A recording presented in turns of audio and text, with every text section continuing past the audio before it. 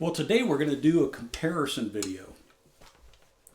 And what I want to talk about is strings. My favorite ukulele forum is the Ukulele Underground forum. And every day there's something on there, somebody asking about strings, which I have too in the past. So maybe this will help some of you. Now, full disclosure, this is the second full video I'm doing on this subject. The last one I did, I just finished.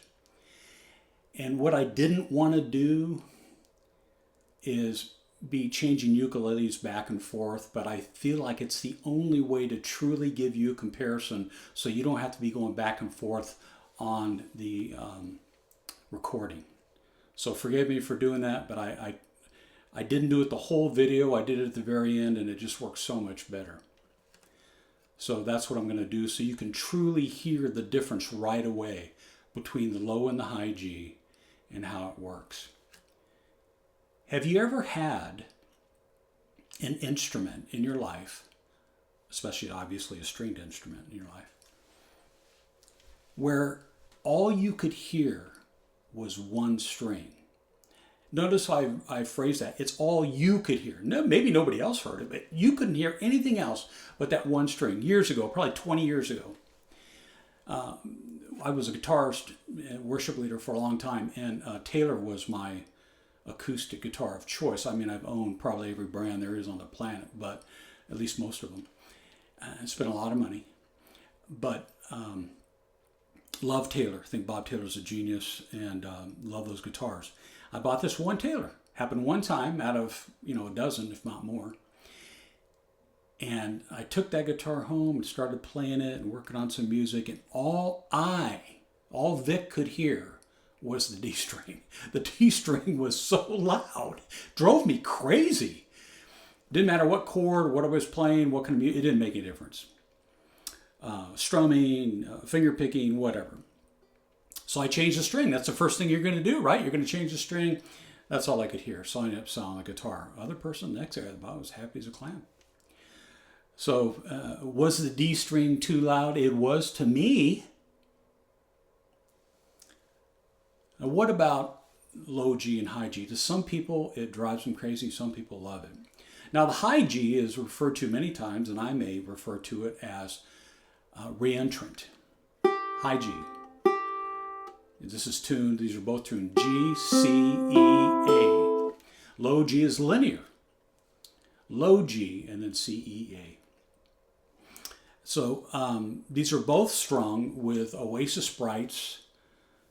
This has the high G, obviously. That has low G Oasis. And I just want to talk about a couple of songs. And you guys can take it from there and decide for yourself. Here's a basic... Just a few little 1-4-5 D G A with a 7th strum with a high G.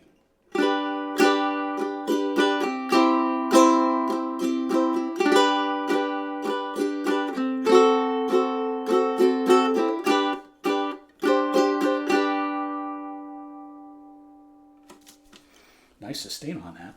I like that. Here's the low G.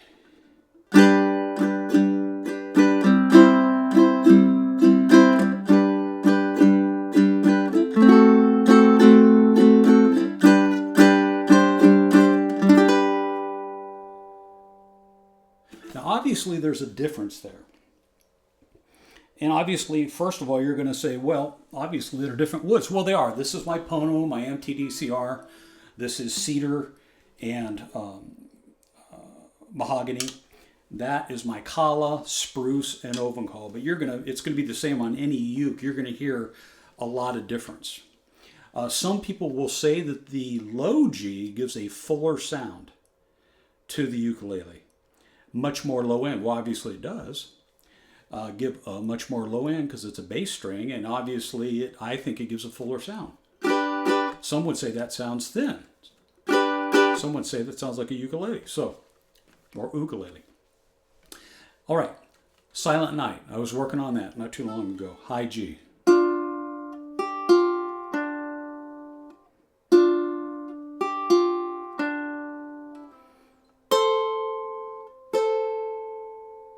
Sounds great, right? It fits. So, get the low G, string it up. I go, hey, I'm going to try that.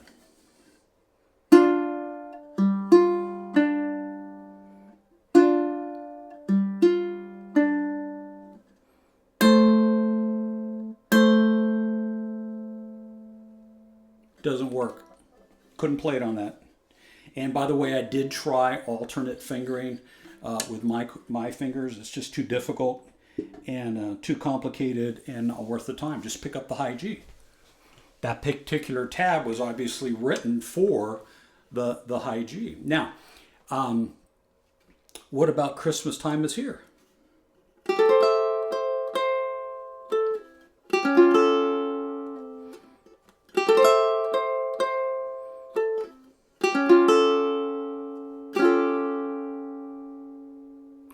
Now, check it out on the low G, and here's what I find.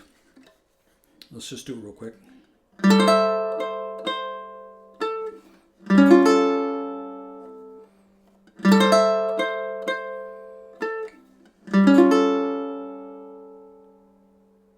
See, this is where opinion comes in.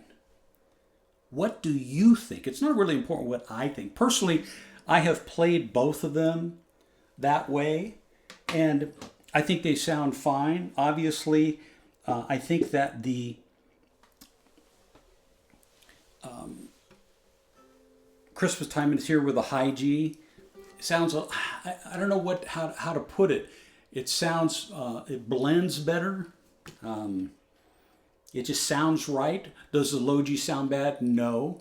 Does the low G stand out a little? Some people would say that the low G makes that sound a little fuller. Well, I do think a low G does make a ukulele sound a little bit fuller, definitely. And I'll let you know right now. For me, I don't love or hate either one. For certain situations, I love a high G. Obviously, Silent Night would be one of those. For certain situations, I love a low G and don't really like the high G. And that's okay. Here's another song. Can't remember the name of it. This is just the beginning of it, just to show you guys.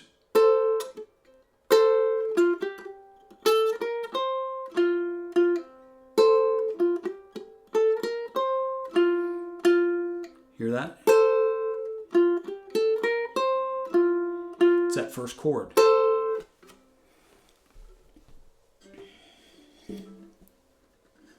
What do you think?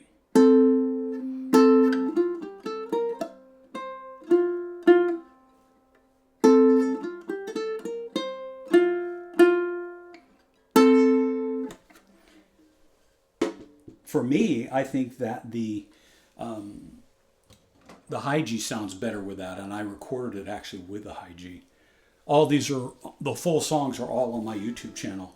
Just Vic Schmeltz, VICSCHMELTZ. Or you can find them all on my uke blog, vicsukuleleblog.com. So, when you, in strumming, obviously, strumming, I think they both sound fine. Some of the songs, I think it sounds better, and that's why when I go to a uke jam, I'm going to Allegheny Uke Soiree. This will be the instrumental take.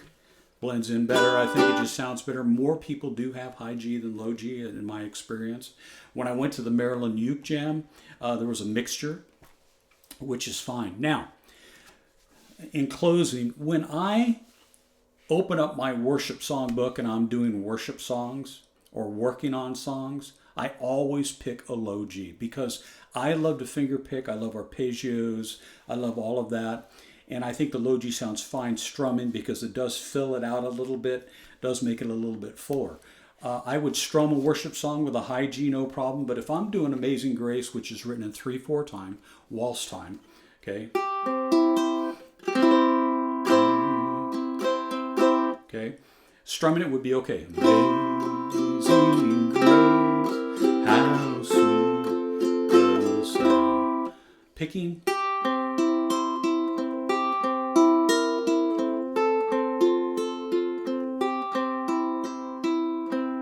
When I'm picking, I want some bass there. I've got to have bass. Megan Trainor said it's all about that bass, right? So,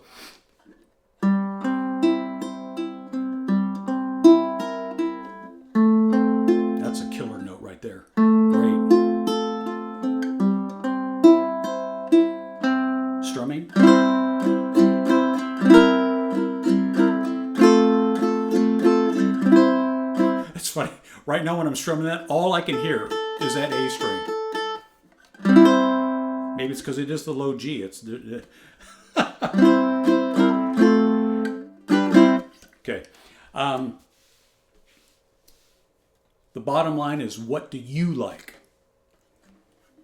Please don't give me the high G is the only way. Maybe with the soprano. I'm not so sure. Sopranos sound great with a low G. I've seen low G on concerts and on obviously tenors. And you know, the great thing about strings, they're cheap. So you can experiment. And you could, maybe you got a set right now of high G and you want to try low G. Well, take the high G off and put on a low G. By the way, if you don't know how to string a uke and you own a uke, you need to learn how. And it's not that hard, and because you're going to be changing strings, and it'll be worth it. So, do you want to play re-entrant with the high G, or do you want to have a low G, the linear, or both? I came to the point where I wanted to have both, which is why I bought the Pono and why I have a low G and a high G. It's just easier to swap. Some nights I play all one, and the next night I'll play all the other one. And the next night I'll play the baritone. So anyway, I hope this helps out, guys. And I'll be doing another review or comparison or something here pretty soon. And I think I said that when I went to the Maryland Uke Jam, it was a mixture, high G, low G, whatever. It didn't make any difference. Nobody's looking around like, oh, they got a low G. So, but when I personally go, I'll be taking the Pono with a high G, also to the Uke Arrays. I think I said that earlier. Hope this helped you out a little bit, and I'll see you soon.